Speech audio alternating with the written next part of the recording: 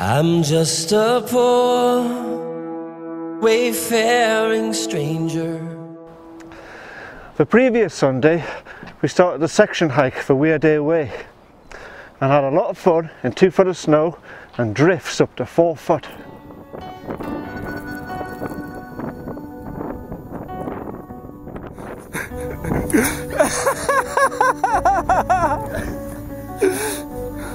This is so funny. I wouldn't stand there about you.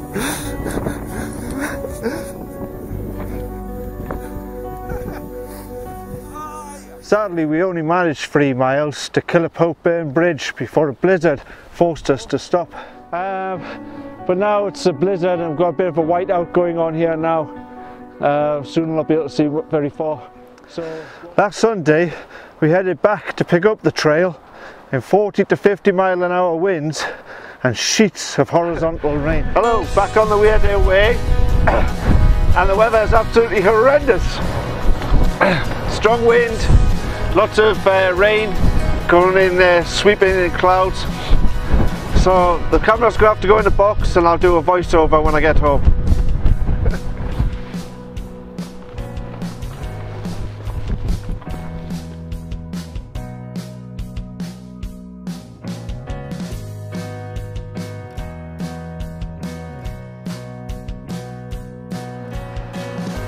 We left the car at the road and headed to Prudhoe Bridge where we left off last time to start the trail again.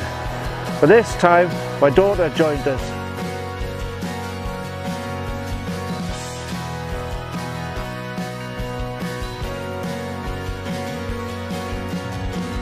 However, it wasn't long before we saw the results of the mole catcher, a warning to all trespassers. Eventually the path led us to High Rush and appeared to go through somebody's garden, but there were no way markers on our side.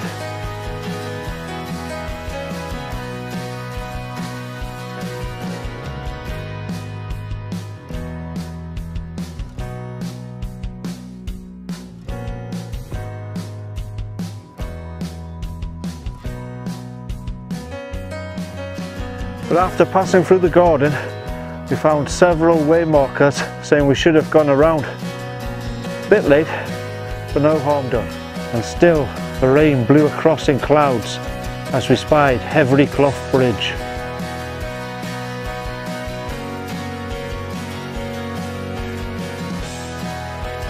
Another lack of way markers had us guessing and we should have consulted the map, but we guessed right.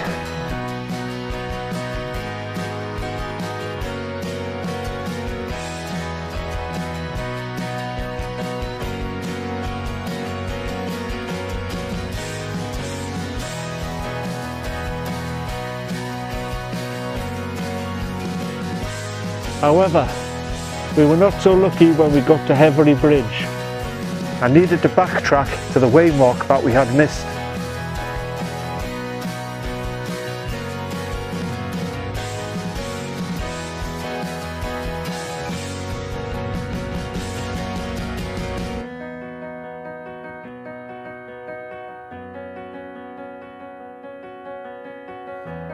The weather truly was one for ducks.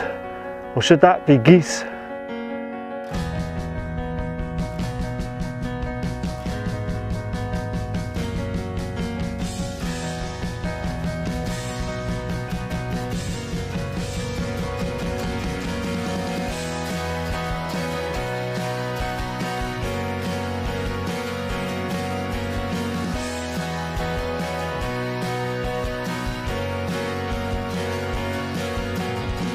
We passed Cocktail Quarry and went for a closer look.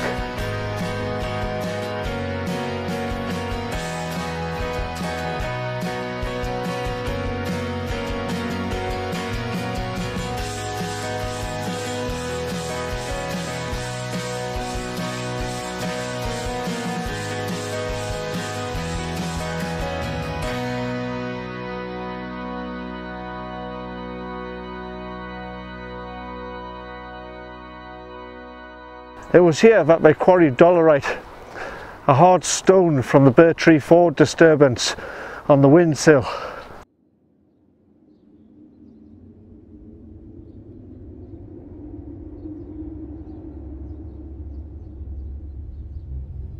Bridgend Cottage is an example of a pre-17th century Bastel. When we got to Cowes Hill, population of 156 people, we spied an impressive waterfall from Birtree Ford Bridge.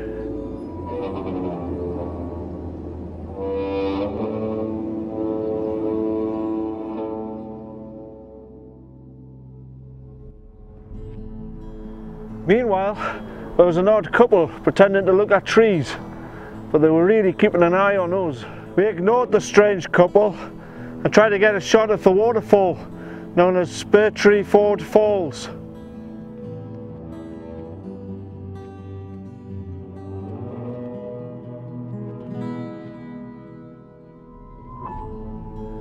But then I spied some steps on the other side, so we doubled back to check them out.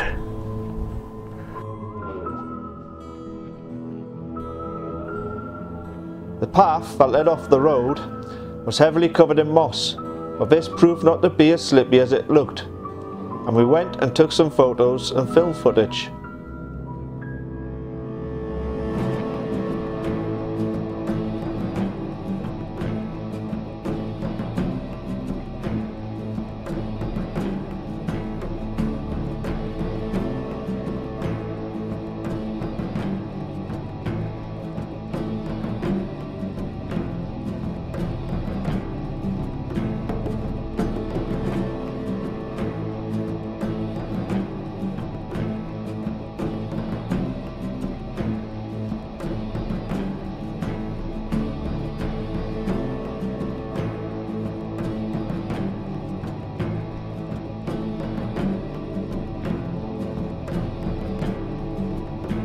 So I hung back a little to sort out my camera, and Neil and my daughter went ahead back up to the road.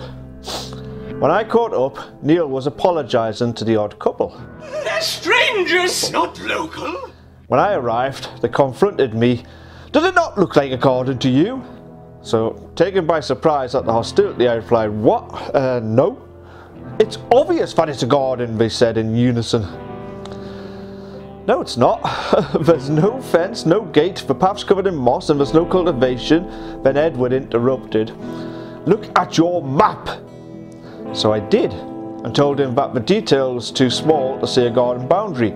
You should have a proper walker's map. This is a community. We don't bother the outside world. We don't want it bothering us. Okay, so I had a print-out map, but it was from Ordnance Survey, and I have a premium subscription. But he was getting aggressive as she continued with, we are sick of people leaving their rubbish. We didn't leave any rubbish. You might not have, but other people do. So we were obviously not the first people to have made the mistake that this was a public path to the waterfall and that it was a private garden. But where was the signs? Where was the fence? There was nothing at all to indicate that it was somebody's garden. Nobody likes somebody trespassing in their garden. But if you get lots of problems with people trespassing in your garden, you do something about it. You don't just expect people to be mind readers and know that it's a private garden when there's no indication that it is. The place was overgrown with wild vegetation. I mean, it looked like a public, neglected path. I used to be in a war, and I couldn't pay to quite a few like you. This is a decent town and a local shop. There's nothing for you here. So Neil apologised again, and Edwards replied, you might be sorry, but he isn't, jabbing his finger at me. So I said sorry to diffuse the situation and said we generally did not know it was someone's garden. Then Tubbs said, we used to have a sign saying private, but it rotted away. What am I supposed to do about that? I didn't know there was a sign there. So in any case, we walked away and tried not to laugh as they were following behind us, and all I could think of was, We didn't burn him!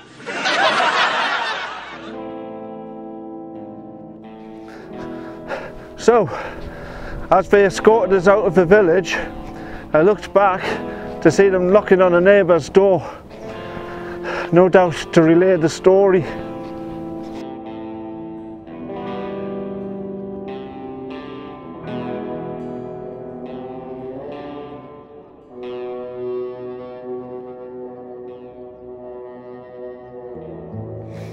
After the drama of Cowes Hill, we eventually made it to Wearhead, where Killip Hopeburn and Burn Hopeburn meet to form the River Wear.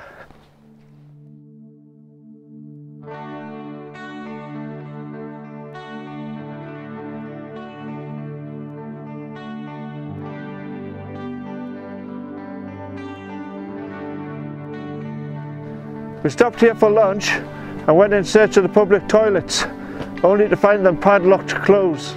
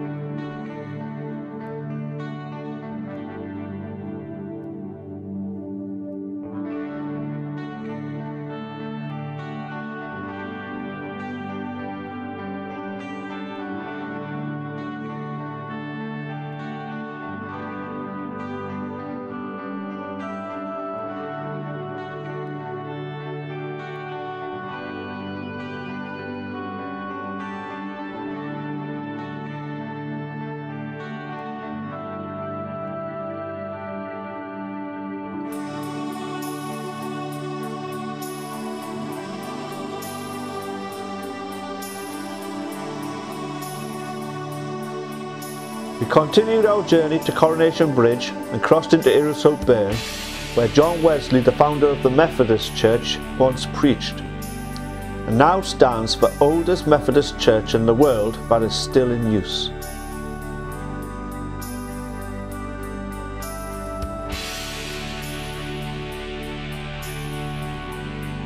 Let it go, drop it off, stop worrying about it, go to bed, get some peace, get some rest, trust in the Lord, release it, stop moving and manipulating and fussing and arranging, and I'm gonna call so-and-so and call, cause stop it, be still and know that I am God. Sadly, the Weardale Museum was closed for the winter, so we crossed back over and continued our journey through a tight opening.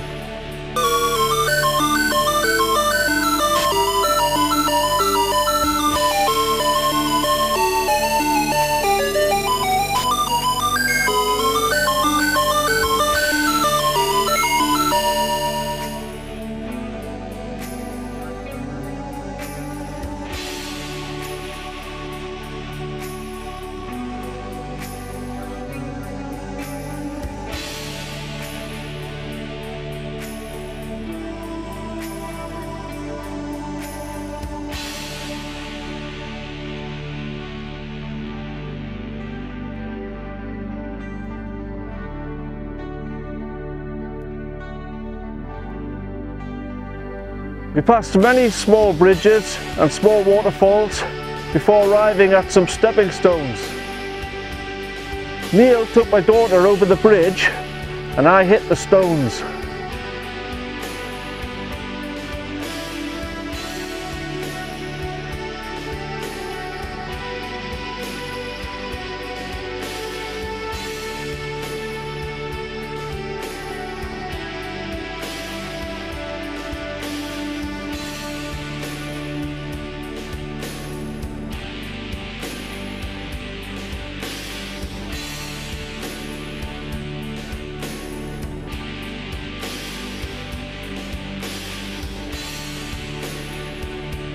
After, Neil decided to show off the advantages of wellies.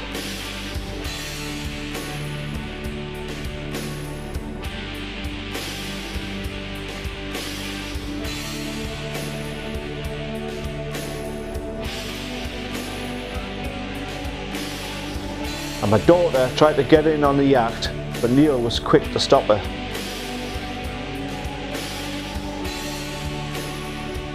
As we neared Westgate, the remains of the old Wear Valley Railway became prominent.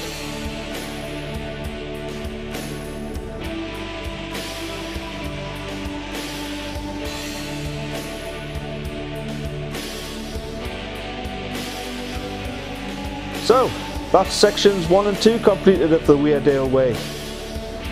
There was 8 miles that we did on the last walk, which was really good for my daughter who's 6. And we're giving next Sunday a miss, and then we'll continue on the following Sunday, and we'll do sections 3 and 4 on the next Sunday. So, catch you on the next one. Don't forget to like and subscribe, and don't forget to comment below. Thank you for joining me on this journey, and we'll see you on the next one.